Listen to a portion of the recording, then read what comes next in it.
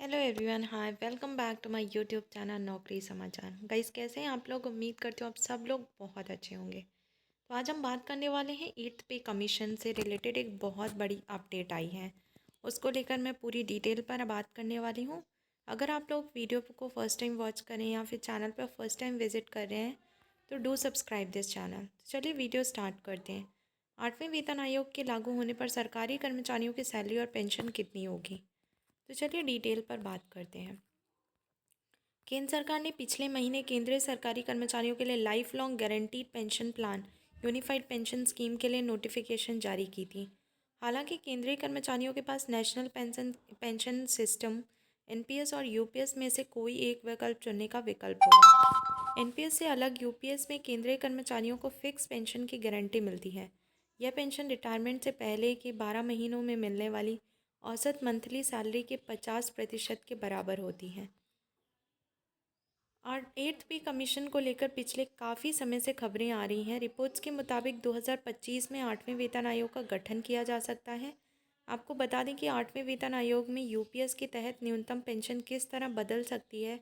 हालांकि ध्यान देने वाली बात यह है कि फ़िलहाल सरकार की तरफ से 8वें वेतन आयोग को लेकर किसी तरह की आधिकारिक जानकारी नहीं दी गई है।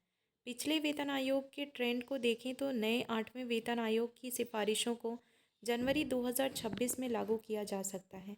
आपको बता दें कि आमतौर पर सरकार हर 10 साल पर केंद्रीय कर्मचारियों और पेंशन भोगियों की सैलरी व पेंशन को रिवाइज करने के लिए नए पे कमीशन का गठन करती है। यूपीएस के तहत पेंशन कैलकुलेट करने से पहले 8वें वेतन आयोग के लागू होने पर केंद्रीय सरकारी कर्मचारियों की सैलरी और पेंशन में होने वाले बदलाव को समझना ज़रूरी है। एक चुनिंदा फिटमेंट फैक्टर के आधार पर अलग अलग लेवल पर सरकारी कर्मचारियों का वेतन रिवाइज होगा। उदाहरण के लिए 7वें वेतन आयोग के तहत सैलरी रिवीजन के लिए 2.57 के फिटमेंट फैक्टर को अप्लाई किया गया था। 8th पे कमीशन में क्या हो सकता है फिटमेंट फैक्टर? 8वें वेतन आयोग के तहत फिटमेंट फैक्टर 1.92 तय किया जा सकता है।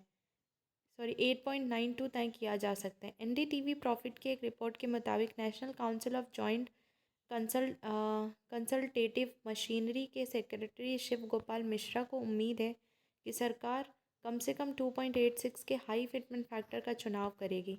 अगर फिटमेंट फैक्टर 2.86 तय किया जाता है तो सरकारी कर्मचारी की न्यूनतम बेसिक सैलरी बढ़कर 51,480 रुपये हो जाएगी।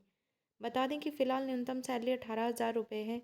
वहीं 2.86 फिटमेंट फैक्टर रहने पर पेंशन बढ़कर 25,740 रुपये हो जाएगी, जबकि अभी मौजूदा पेंशन 9,000 रुपये है। 1 अप्रैल 2025 से लागू हो रहे यूपीएस के तहत कर्मचारियों को रिटायरमेंट से पहले 12 महीनों के दौरान मिलने वाली औसत सैलरी की 50% के बराबर पेंशन मिलेगी। इस आधार पर फिटमेंट फैक्टर 2.86 मानने पर यूपीएस के तहत न्यूनतम पेंशन 25,740 रुपये होगी। हालांकि अगर फिटमेंट फैक्टर बदलता है तो 8वें वेतन आयोग के लागू होने पर केंद्रीय सरकारी कर्मचारियों की न्यूनतम सैलरी और पेंशन दोनों में बदलाव हो जाएंगे। बहुत सारे सोर्सेज और मीडिया चैनल्स के थ्रू यही निकल कर सामने आ रहा है कि जो फिटमेंट फैक्टर है वो 2.57 से बढ़कर 2.86 होने के पूरे पूरे चांसेस हैं।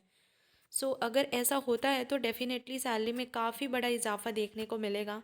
8th पे कमीशन की कोई भी अपडेट आती है, क्योंकि अब 2025 आने में कोई बहुत ज़्यादा दिन की बात नहीं है, सिर्फ 1 मंथ बचा हुआ है और 2025 स्टार्ट हो जाएगा। फिर देखते हैं कि क्या कमेटी बनती है, सरकार इस पर क्या निर्णय लेती है।